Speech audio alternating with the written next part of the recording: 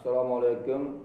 Rahmat kanalni kuzatib borayotgan guruhdoshlar, sog'misizlar, salomatmisizlar? Ijtimoiy tarmoqdagi faollar hamda yuqori turli tashkilotlar. Mana bugungi videomdagi murojaat shundan iboratki, ya'ni kim murojaat Toshkent viloyati Bo'ka tumanidagi holat bo'yicha, ya'ni kim yerni noqonuniy o'zlashtirish bo'yicha.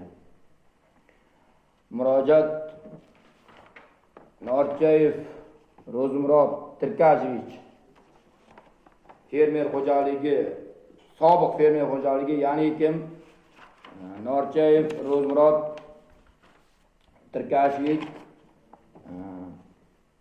2003-yilda 6-iyunda tuman hokimining nomer 562-sonli qaror bilan Ro'zmurod ota o'g'li Javdar fermer xo'jaligi tashkil etgan edim.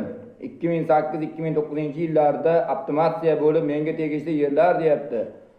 Tursunboy Nafosat nomli fermer xo'jaligiga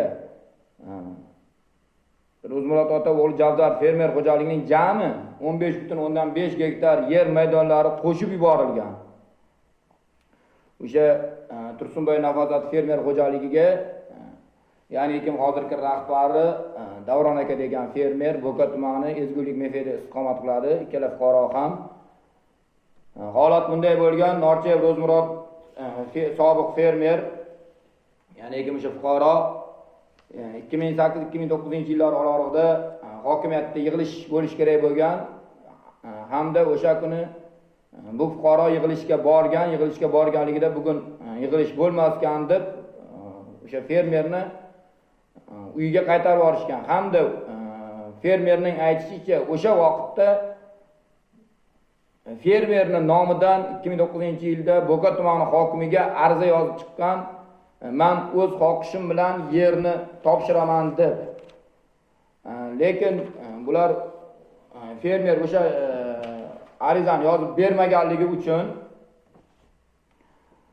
Bo'ka tumani hokimligiga 2023-yil 26-iyunda ariza bergan. Ya'ni 26-iyunda ariza bergandan keyin ular 2009-yildagi Ro'zmurod ota Javdar fermer xo'jaligi yerlarini tuman zaxirasiga olganlik to'g'risida qaror tuman arxiv idorasidan saqlanayotganligini ma'lum qilamiz deb Bo'ka tumani hokimligi mana xat beryapti. Ko'rishingiz mumkin. Mana bemalol o'qib. Undan keyin Bo'ka tumanida o'sha fermerlik arxivga ariza berishini aytganligidan keyin yozma ravishda bular arxivga borib murojaat qilganda u yerda ming afsuslar bo'lsinki, bunday ariza chiqmagan. Undan keyin tuman hokimligi ikkinchi marotaba yana xulosa beryapti. Mana o'sha hozirgi arxivda hujjatlardan ko'chirmalar, hech qanday o'sha arizasi topilmagan. Undan keyin hokimiyat aytayaptiki,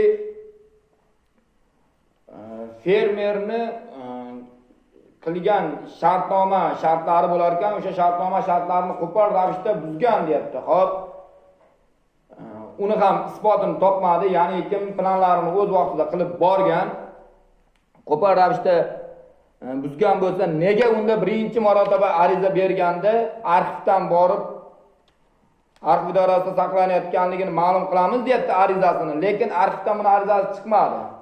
Chiqmaganligidan keyin shartlarni qo'pol ravishda buzilyapti. Shartnoma shartlarini to'liq bajarib kelgan, ya'ni kim naloglarini to'lab yurgan, planlarini bajarib yurgan.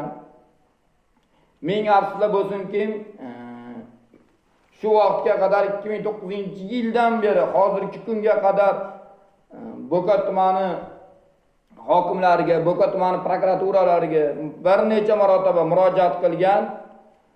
Shuncha qilgan murojaatini birortasida ijobiy natija olmagan. Hammasi salbiy natija bo'lyapti. Bu bilan nima demoqchimanki, shaxsan men jamoatchilik nazorati sifatida biz blogerlar ochiqlik siyosati, ochiqchasiga ommaga aytib o'taman bu narsani. Bu yerda o'sha vaqtda bu yerda kimlardir moddiy manfaatdor bo'lganmi degan fikr uyg'ondi. Nimaga bo'lmasam hokimiyat ikki xil gap aytayapti, ikkalasi ham o'z asosini topmadi. viloyat prokuraturasiga ariza berilgan, viloyat prokuraturasiga ariza berilganda tuman prokuroriga kelib tushgan, chunki har bir murojaat birinchi o'zini tumanda kelib tushadi. Tumanga kelib tushgandan keyin tuman prokurori xuddi boyagidaqa javoblarni aytgan.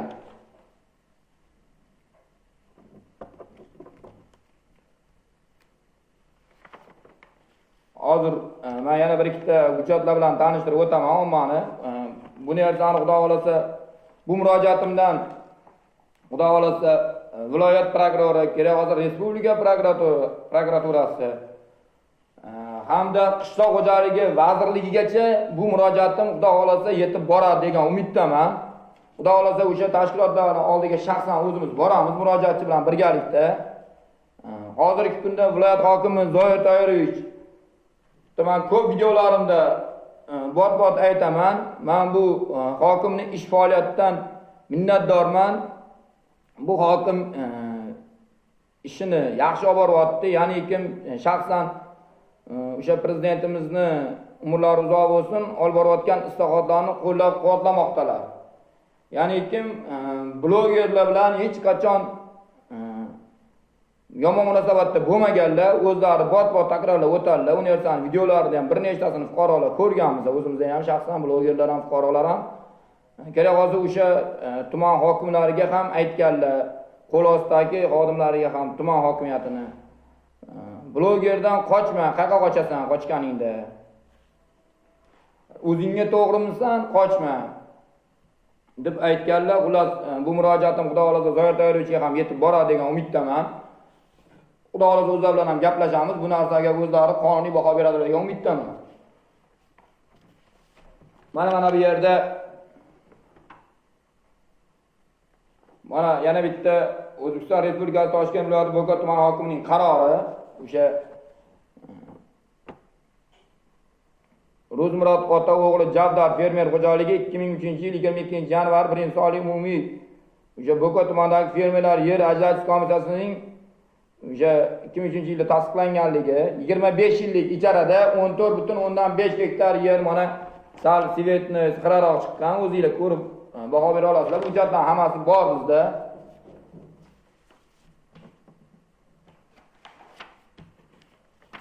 Mana arxiv hujjatlardan ko'chirma.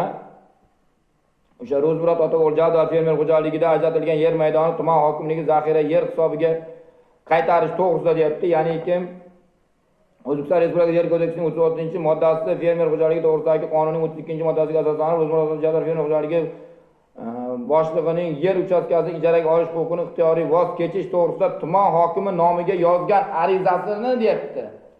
Ko'rib chiqib O'zbekiston Respublikasi mahalliy davlat hokimiyati to'g'risidagi qonunning 6-moddasiga asoslanib deyapti, qaror qilgan. Ya'ni kim Ro'zmurod ota o'g'li Javdar fermer xo'jaligi boshlig'ining yer uchastkasining ijaraga olish huquqidan ixtiyoriy voz kechish to'g'risida tuman hokimi nomiga yozgan arizasini inobatga olib deyapti. Ko'ryapsizlarmi? Bu lekin aslida tuman hokimiga hech qanday ariza yozmagan.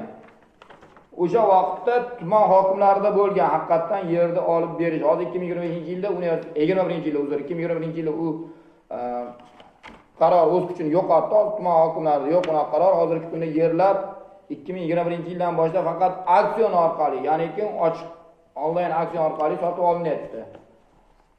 Xullas mana shu murojaat xudo xolasa o'sha viloyat prokuraturasi, respublika bosh prokuraturasi Nig'matilla Yo'ldoshovga hamda qishloq xo'jaligi vazirligiga shaxsan bu murojaatimiz xudo xolasa bu videomiz yetib boradi degan umiddaman. Xudo xolasa shaxsan o'sha tashkilotlarga meni o'zim ham boraman, so'roq surishtirish ishlarini olib borish jarayonida. Bu qilingan noqonuniy xatti-harakatlar uchun kim bo'lishdan qat'iy nazar qonun ustuvor degan o'sha tumanimiz tumanimizdan davlatimizda qonun ustuvorligini ko'pchilik unutib qo'yganmi deyman. Qonun ustuvorligini yana bir marotaba qonun borligini xudo xolasa biz shaxsan yana isbotlab beramiz. Ana shu murojaat kelib tushgan hozirgi kunda xudo xolasa bu murojaatimiz qonuniy yechimini topadi degan umiddaman. Mana shunday noqonuniy yerlarni o'zlashtirishlar, yo bo'lmasa yana boshqa qanaqadir noqonuniy ishlar bo'layotgan bo'lsa, yo bo'lmasa qaysidir fuqarolar qiynalayotgan bo'lsa, qandaydir menga bemalol murojaat qilishinglar mumkin. Telefon nomerim 95 900 05 71. Doim men xalq xizmatida tayyorman. Sog' bo'lasizlar, salomat bo'lasizlar, meni kuzatishda davom etinglar. Salomat bo'linglar. Xudo xolasa shu murojaatimni ham har bir tashkilotga borgan murojaatimni xudo xolasa YouTube'ga, Telegramimga chiqazib boraman. YouTube'da ham meni kuzatinglar. YouTube kanalim Faravon Hayot o'sha Mirzabek. Silkalarimni o'zim Telegramimga tashlab olmay, iloji bu kanalda tarqatishda ham menga amaliy yordam berib o'rsanglar, men bundan xursand bo'lardim. Sog' bo'lasizlar, salomat bo'lasizlar. Keyingi videolarimda ko'rishguncha salomat bo'linglar, meni kuzatishda davom etinglar.